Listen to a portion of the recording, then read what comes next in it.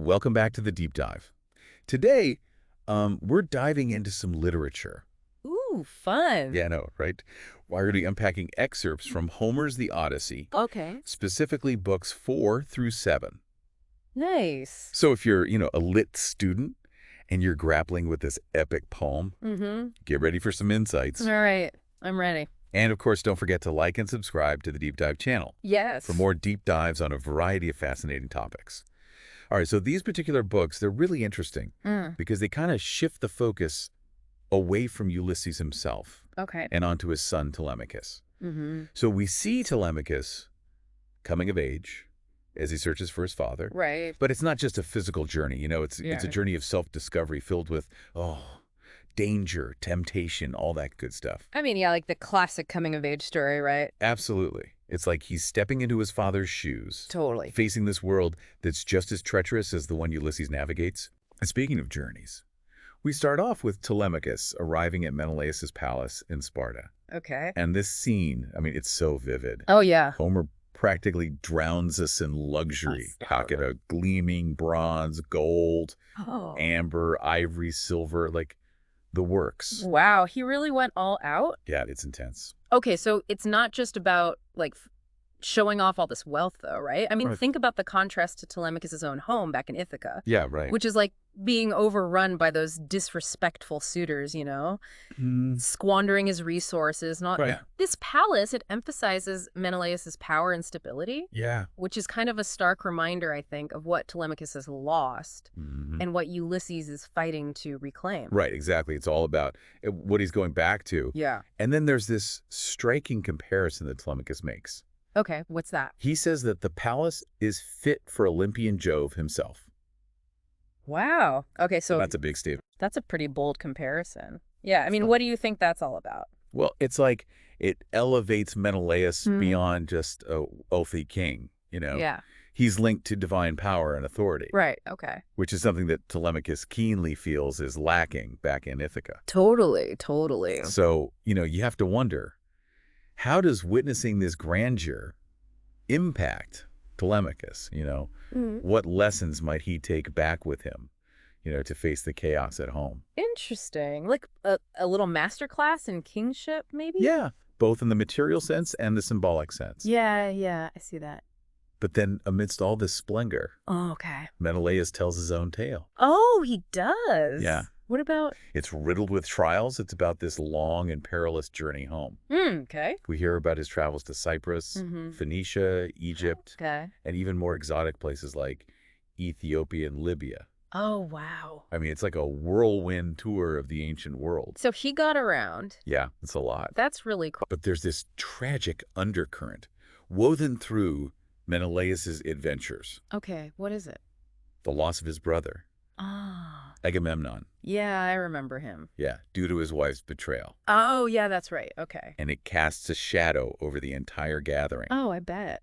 And I think it kind of foreshadows Uh-huh. potential dangers Okay. lurking for both Ulysses and Telemachus.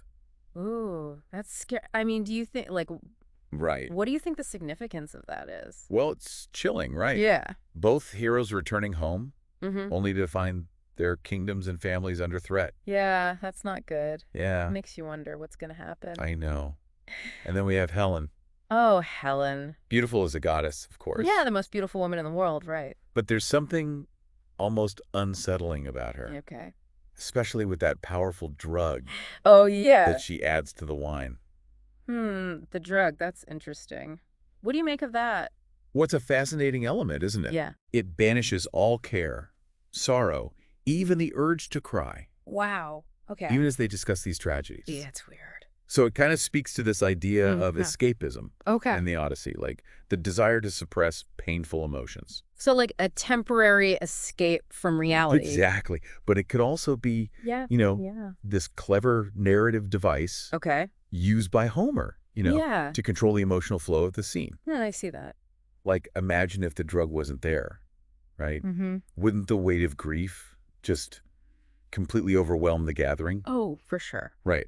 So this way, they can kind of share stories, Yeah. reflect, Okay. without being consumed by sorrow. Yeah, that's a great point. Right. It's like hitting pause on their emotions. Yeah, exactly. To allow for reflection and storytelling. Right. And speaking of stories, Yeah. Helen shares a particularly intriguing one. What's that? About Ulysses. Oh, okay. Infiltrating Troy disguised as a beggar. As a beggar. Okay, that's Ulysses, right? Always with a trick up his sleeve. Yeah, this story is crucial, I think, for understanding Ulysses. Okay, how so? It showcases his cunning, his resourcefulness. Yeah. He's willing to play any role, even a humiliating one, to achieve his goal. Yeah. It's a different kind of heroism, isn't it? It is, yeah, very different. It emphasizes intelligence and strategy. Okay. Rather than just brute force. Yeah, totally. It's classic Ulysses, thinking his way out of any situation. For sure. But then the mood shifts as Menelaus and Telemachus discuss the suitors vying for Penelope. Oh, right, those guys. And Menelaus' reaction, let's just say he doesn't mince words. Chuckles. Okay, so what's he so mad about? He's enraged. Makes sense. He doesn't just call them suitors, he calls them cowards. Ooh, okay. And explicitly compares them to a hind foolishly laying her young in a lion's den. Oh, wow. And that's not just anger. No, it's... Warning. Yeah. Like, it foreshadows the violent reckoning that awaits them when Ulysses returns. It's like a storm brewing. Yeah. Okay, so, I mean, like, what struck you? Yeah. Like, what struck you about Menelaus' reaction? Well, his anger goes beyond just the audacity of them trying to take over Ulysses' house, Yeah. It's about something deeper, isn't it? It is, yeah. It's about, Xenia, right? Right, it's about the violation of this sacred bond of hospitality. Exactly. Remember, hospitality is huge in the Odyssey. Oh, yeah, for sure. They're not just disrespecting Telemachus. No. They're defying, like, this fundamental social and religious code, Right. Like, deeply ingrained in ancient Greek society. Yeah. They're essentially spitting in the face of the gods. Oh, yeah. That's not good. And that's a dangerous game to play. It is a very dangerous This thing. is like a double whammy. Yeah. Disrespecting both Telemachus and the gods. Not a good look. Not a good look. So let's shift gears for a moment. Yeah. And turn our attention back to Ulysses, who's, still trapped on Calypso's island. Right. And we see the gods playing a pretty major role here. Yeah. Intervening directly in the lives of mortals. Yeah. So we have Minerva pleading with Jove to let Ulysses go home. Right. And this scene raises an important question, doesn't it? It does. What's that? About the relationship between gods and mortals in the Odyssey. Right. So on the one hand, the gods clearly hold immense power. Yeah. They control the winds, the waves, Right. They send messengers. They even offer magical assistance. Right, yeah. It's like they're playing this cosmic game of chess and moving mortals around the board according to their whims. Yeah. Okay. But there's a catch, right? There is, isn't there? What is it? They have their own agendas and limitations. It's not as simple as Jove snapping his fingers and sending Ulysses home. Right, yeah. So Jove has to consider the desires and actions of other gods, right? Yeah, for sure. Like, remember Neptune? Oh, yeah, right? He is still fuming over Ulysses blinding his son, Polyphemus, right? Yeah, exactly. So even though Jove wants to help Ulysses, he can't just ignore Neptune's rage. Right, it's complicated. Yeah, it's this complex web of divine politics, right? Yeah. And relationships that mortals are caught in. It's fascinating how Homer portrays this divine intervention, isn't it? It is, yeah. Like, we get a glimpse behind the curtain of fate. Yeah, for sure. And speaking of captivating scenes, how about Mercury's flight down to Calypso's island? Oh, yeah. I mean, the imagery is stunning. It is. Homer paints this picture of fragrant cedar and sandalwood, lush vegetation, birds of every color. Okay, so like... It's paradise. It's paradise, yeah. It's a deliberate contrast, Okay. to the hardships Ulysses has endured. Yeah, but even in this idyllic setting, he's deeply unhappy, right? Right. He's surrounded by beauty, but his heart longs for home. So it makes you think, like, what defines true happiness? Ooh, that's a good question. Is it external comfort and pleasure? Right. Or is it something deeper, something more tied to our purpose and connection? That's really interesting. And Calypso herself. Oh, yeah. Calypso, she's a fascinating character. Yeah. She's clearly smitten with Ulysses. Yeah, totally. Offering him immortality, a life of ease. Right, the good life. But she's also incredibly possessive. Right. Yeah, she is. Reluctant to let him go even when Zeus commands it. Right. So her motivation is complex, right? Yeah. I mean, is it purely selfish, like just a desperate attempt to keep him? Yeah. Or is there like genuine affection, a misguided belief that she's protecting him from further suffering? It's like a twisted form of love almost, right? It is. It is. Holding someone captive for their own good. Mm-hmm. It's interesting how Homer portrays the complexities of their relationship, you know? It is. The power dynamics between a goddess and a mortal man. Right. Right. That power imbalance for sure. And finally, the escape, right? Okay. You escape. Ulysses builds his raft. Mm-hmm. Calypso reluctantly provides him with supplies, you know? Yeah. Showing this, like, flicker of care even as she lets him go. That's kind of sad. And off he sails. Yeah. Only to run straight into another disaster. Oh, no. Not another disaster. I know. What happened? Straight into Neptune's wrath. Oh, Neptune. He's still mad. I know. The storm scene, it is brutal. Oh, I bet. Like we see the raw power of a god unleash against a single man. Oh. The raft smashed to pieces, Ulysses fighting for his life. That's scary. It's a visceral reminder of how fragile human life is in the face of these divine forces. Totally, totally. It's terrifying. But then, there's a but? just when all hope seems lost, Yeah. Ano. A sea goddess appears. Okay. And she offers Ulysses a magical veil for protection. Nice. Another piece on that cosmic chessboard, right? Tilting the scales ever so slightly in Ulysses' favor. Nice. Okay, so it's a good example Yeah. of how Homer kind of weaves together fate and free will. Right. Like, Ulysses makes choices, he struggles, he perseveres, but the gods ultimately hold the reins, you know? Yeah. They influence his journey, sometimes helping, sometimes hindering. It's a wild ride. Yeah. After all that, Yeah. Ulysses washes ashore on the island of Phaecia. Okay. Battered, exhausted, but alive. That's all that matters, right? Right. And his reaction upon reaching land, Yeah. it's so powerful. What does he do? He kisses the earth. Like you really feel his desperation, his gratitude Right. for simply surviving. Yeah, for being alive. Right. I mean, that vulnerability is important. It is, yeah. Like we're used to seeing Ulysses as the cunning hero, the master strategist. Totally. But here, Yeah. he's stripped bare, both literally and emotionally. Wow, that's a good point. Right. So it allows us to connect with him. Yeah. Right. On this deeper, more human level, you know? Yeah. To understand the toll his journey has taken on him. Yeah, for sure. It reminds us that even the greatest heroes are still human, They are, yeah. vulnerable to the forces of nature and fate. Right. And on that note, let's meet the Phaeacians. Okay, the Phaeacians. Book 6 introduces us to Nausicaa, the princess, Okay. who stumbles upon a naked, shivering Ulysses. Okay, so like Naked Ulysses. on the beach. That's gotta be awkward. Chuckle. Let's talk about an awkward first encounter. Yeah, that's pretty awkward. All right.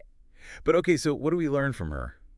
Well, the scene is wonderfully crafted, right? Yeah. Nausicaa represents this turning point in Ulysses' journey. Okay. She's like this beacon of hope, you know, after so much hardship. Yeah, makes sense. And she's portrayed as brave and compassionate, and she kind of overcomes her initial fear, you know, Yeah. to help this strange, unkempt man. Right, right. She's amazing. She is. Yeah. She's no damsel in distress. No? She's strong, Yeah. independent, and not afraid to speak her mind. I like her.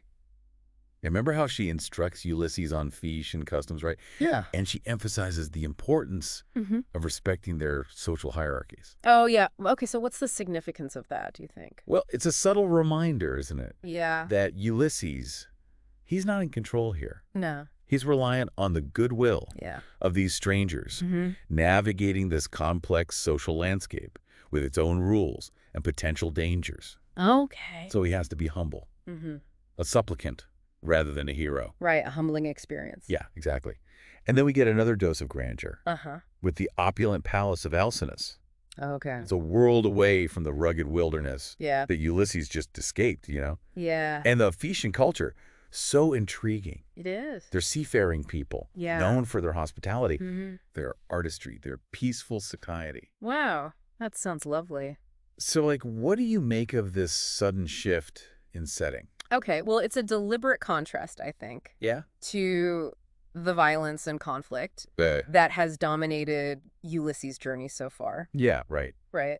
The Phaeacians represent this kind of idealized society, a place where art and hospitality flourish, where peace reigns, you know. Yeah, it's like... It's a place of respite for Ulysses, I think. Yeah. A chance to kind of heal and regain his strength. It's like stepping into a dream after a nightmare. I like that. Yeah. And on that hopeful note, we'll leave Ulysses for a moment. Okay. And when we return, yeah, we'll delve into Ulysses' encounter with King Alkinoos and Queen Arete. Okay. And explore the promise of a long-awaited homecoming. Sounds good. So it really is a remarkable shift, isn't it? It is, yeah. From like battling storms and sea monsters right. to suddenly finding himself in this like haven of peace and beauty. I know, right? And, you know, we left off with Ulysses. Yeah. Needing the Phaeacians help to finally get home. Right, exactly. So how does he approach this? Well, he does what any sensible hero stripped of everything would do. Okay. Throws himself at the mercy of Queen Arete and King Alkinoos. Okay. So like... But it's not like a desperate, pathetic plea or anything. Right. There's a real art to how he presents himself, even though he's lost everything. Yeah. You know, his ship, crew, possessions. Yeah, it's all gone. I mean, he's a master of rhetoric. Okay. Even when covered in seaweed and dressed in borrowed clothes. Right, right. He doesn't demand help. Oh. He humbly acknowledges his plight and appeals to their compassion. Okay. And reminds them of the god's favor towards those who offer shelter to strangers. So smart. It's like he instinctively understands the Phaeacian culture. Yeah. Knows that brute force won't work here. Right. Instead, he appeals to their sense of piety and hospitality. Yeah. Their deep respect for the gods. Right, which we know is really important to them. Exactly. Clever strategy. It is. And it pays off big time. It does. Alkinoos, he's immediately moved. Wow. Doesn't just offer him refuge. Uh-huh. Promises him safe passage home. Oh, wow. And even hints at a possible marriage alliance with his daughter. What? No way. Talk about a complete turnaround in fortune. I know, right? It's incredible. From facing near-death experiences to being welcomed with open arms, promised riches, right, and a potential royal bride. That escalated quickly. I mean, like, how do you think Ulysses feels about all this? Yeah, right. Like, after years of hardship and longing for home, yeah. Is he even tempted by these new opportunities? That's a great question. I think that's a question that has resonated with readers for centuries, you know. It is an interesting question. Is home simply a geographical location? Right. Or is it something deeper, something more tied to identity and purpose? Yeah, that's deep. And Ulysses' response to Alkinoos' generosity, it's interesting. He's obviously relieved and grateful. Okay. But there's a sense of restraint. Yeah. Like a focus on his ultimate goal, Which is? returning to Ithaca. Yeah, he's got to get home. So it really speaks to his unwavering determination, doesn't it? It does. Despite all the temptations, right, setbacks, yeah, his heart remains fixed on home. That's true love right there. And I mean, Alkinoos' generosity is really remarkable, you know? It is. What do you think it tells us about him? Well, it reveals so much about the Phaeacians, doesn't it? Okay. Their values, their worldview. Okay, so, like what? Fill me in. Well, they're a seafaring people, right? Right. Open to the world, accustomed to encountering strangers. Their hospitality, it's not just a social custom. No, it's deeply ingrained in their culture. Yeah, it's like a way of life. Exactly. And they represent this stark contrast, you know, to the treacherous world Ulysses has been navigating. Okay. A world where hospitality is often a facade for violence and betrayal. Yeah. So it's a refreshing change, you know, it is, both for Ulysses and for us as readers. Yeah, for sure. After so much tension and turmoil, we finally get this sense of hope. Yeah, it's nice. Of genuine kindness. Yeah. It almost feels like we can breathe a sigh of relief along with Ulysses. I agree. But let's not forget about Telemachus, you know. Right. Telemachus, what about him? His journey is just as important. Okay. Even though it unfolds away from the direct dangers that Ulysses faces. Yeah, that's true. He's not like fighting off sea monsters or anything. Right. But his journey might seem less dramatic, but it's equally significant, I think. Okay. Yeah, explain that. Well, he's traveling from boyhood to manhood. Okay. You know, testing his strength, his wisdom, his ability to navigate a complex world. Yeah, it's a different kind of journey. It is, yeah. Yeah. And it's interesting how Homer uses these parallel journeys. Oh, okay. Telemachus seeking news of his father. Right. Ulysses struggling to get home. And it just builds this anticipation for their eventual reunion. Ooh, that's smart. Yeah, it's like watching two separate storylines converge, knowing that their paths must ultimately intersect. Yeah, and like each step of the way. Yeah, Both father and son are learning these valuable lessons, right? exactly. About leadership, Mm-hmm. the importance of loyalty and perseverance, Okay. about the complex relationship between gods and mortals. Right, right. And I think that's what makes the Odyssey so enduring. Yeah. It's not just a story about a hero's journey home. No. It's about the human experience, Okay. the challenges we face, Yeah. the choices we make, the relationships that shape us. Yeah. Whether we're facing literal storms or metaphorical ones, Right. there's something in these stories that resonates across time and cultures. Totally. Totally. Yeah, it's amazing how he does that. I know, right? Yeah. Adventure, philosophy, psychology. All there. But before we get too carried away, Okay. let's bring our deep dive to a close. Sounds good. So let's take a moment to kind of reflect Okay. on what we've learned Mm-hmm. from these excerpts of the Odyssey. Yeah, let's do that. We've journeyed with Telemachus Right. as he seeks news of his father, Mm. witnessing that stark contrast Yeah. between the opulence of Menelaus' palace Right. and the turmoil engulfing his own home in Ithaca. Yeah. We've seen Ulysses escape from Calypso's island I think paradise, that's right. only to face the wrath of Neptune and finally find refuge among the hospitable Phaeacians. I mean, it's been a whirlwind. It really has. And Was- through it all, Yeah. we've encountered these rich themes, Yeah. Like what? the power of the gods, the Yeah. importance of hospitality, Right. the cunning of Ulysses, Mm-hmm. the growth of Telemachus, Okay. and that ever-present longing for home. Right. Yeah. It's a lot. And I think what's so fascinating Yeah. is how Homer uses these seemingly disparate narratives, Okay. like Telemachus' travels, Ulysses' struggles at sea, his encounter with the Phaeacians, to create this incredible sense of anticipation for their eventual reunion. Right. Like, how does he do that? Well, it's like he's slowly building to a crescendo, carefully placing each piece of the puzzle until the full picture emerges. That's cool. And for anyone studying the Odyssey, Yeah. I think it's crucial to remember that every detail matters. Oh, yeah. Definitely. Every character interaction, Mm-hmm. every description of a palace or a storm, Right. even those seemingly insignificant moments, Mm-hmm. they all contribute to the larger tapestry of the story. I agree. I mean, Homer's a master of symbolism and foreshadowing, right? Yeah, he's constantly planting seeds that will blossom later in the narrative, Right. inviting us to think deeply about the characters, Yeah. their motivations, the forces that shape their destinies. Right. So it's a reminder that close reading is key. Absolutely, Ah. especially with a text as rich and layered as the Odyssey. Yeah, for sure. And for those of us who aren't literature students, Yeah. there are still so many valuable takeaways. Okay. Like these stories remind us Yeah. that even in the face of adversity, we can Mhm. find strength in our resourcefulness, Mhm. our relationships, and our enduring hope for a brighter future. It's like about finding that resilience within ourselves, right? Yeah. That ability to adapt and overcome, Yeah. even when the odds seem stacked against us. Exactly. And sometimes Yeah. it's about recognizing the importance of accepting help from others, Right. like Ulysses does with the Phaeacians. Yeah, that's a good point. It's a reminder that we don't always have to go it alone. That's true. Sometimes the kindness of strangers can be our salvation. Oh. And speaking of journeys, I'm already excited for our next deep dive. Oh, what's next? It'll be coming soon.